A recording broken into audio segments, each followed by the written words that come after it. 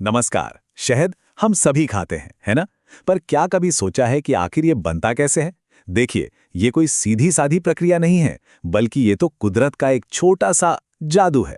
तो चलिए, आज इसी सुनहरे खजाने के पीछे की इस कमाल की कहानी को जानते हैं। तो सवाल बिल्कुल सीधा सा है। फूलों का वो पतला सा पानी जैसा रस इतने गाढ़े और मीठे शहद में बदलता कैसे है?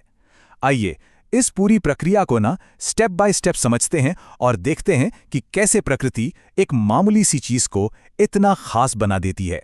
तो भाई, ये पूरी कहानी शुरू होती है हजारों लाखों मेहनती मधुमक्खियों से। वे अपने छत्ते से बस एक ही मिशन पर निकलती हैं, फूलों का मीठा रस इकट्ठा करना। यही है वो कच्चा माल जिसे नेक्टर या अमृत कहते हैं, और यही शहद का बेस है। मधुमक्खियां अपनी एक खास लंबी जीभ का इस्तेमाल करती हैं और फूलों के अंदर से ये कीमती रस खींच लेती हैं। और कमाल की बात तो ये है कि मधुमक्खियों के पास इस नेक्टर को जमा करने के लिए एक अलग ही पेट होता है, जिसे हनी पाउच या शहद की थैली कहते हैं। ये एक तरह का ट्रांसपोर्ट बैड है जो ये पक्का करता है कि नेक्टर उनके शरीर में पच ना जाए, बल्कि सही सलामत छत्ते तक पहुंच जाए। और हाँ, यह कोई छोटा मोटा काम बिल्कुल नहीं है। जरा सोचिए, एक अकेली मधुमक्खी एक ही दिन में 1000 से भी ज्यादा फूलों पर जाती है। इससे अंदाजा लगाइए कि शहद की हर एक बूंद के पीछे कितनी जबरदस्त मेहनत छिपी होती है। तो चलिए, अब फूलों के खेतों से सीधा चलते हैं छत्ते के अंदर, जहां असली जादू शुरू होता है। यहीं पर फूलों का वो रस उस शहद में बदलना शुरू होता है जिसे हम और आप जानते हैं।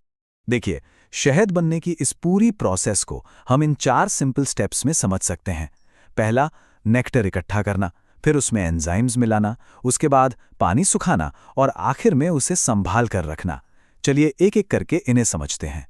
तो होता क्या है कि जैसे ही नेक्टर लाने वाली मधुमक्खी छत्ते में वापस आती है, वो इसे अंदर काम कर रही दूसरी मधुमक्खियों को दे देती है। ये एक बेहतरीन टीम वर्क है जहां हर किसी का काम बटा हुआ है। और बस यहीं से शुरू होता है असली केमिकल ट्रांसफॉर्मेशन। जब नेक्टर एक मधुमक्खी से दूसरी को पास किया जाता है ना, तो उसमें कुछ खास एंजाइम मिल जाते हैं।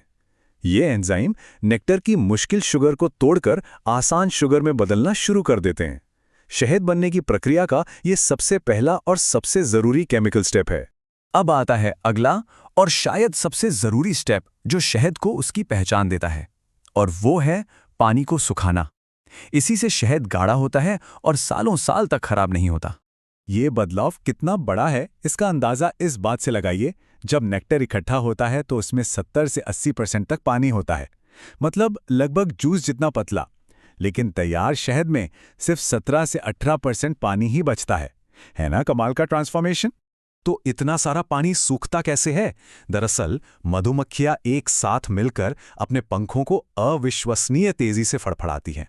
इससे पूरे छत्ते में एक हवा का बहाव बनता है, जो धीरे धीरे नेक्टर से नमी को उड़ा देता है।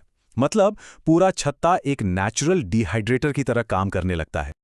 और बस यही है वो मैजिकल मोमेंट, जब पानी की मात्रा घटकर सही लेवल यानी 17-18% पर आ जाती है, तब यह पदार्थ आधिकारिक तौर पर शहद कहलाता है। और इसमें पानी की इतनी कमी ही इसे खराब होने से बचाती है। शहद तो अब तैयार है, पर काम अभी खत्म नहीं हुआ है।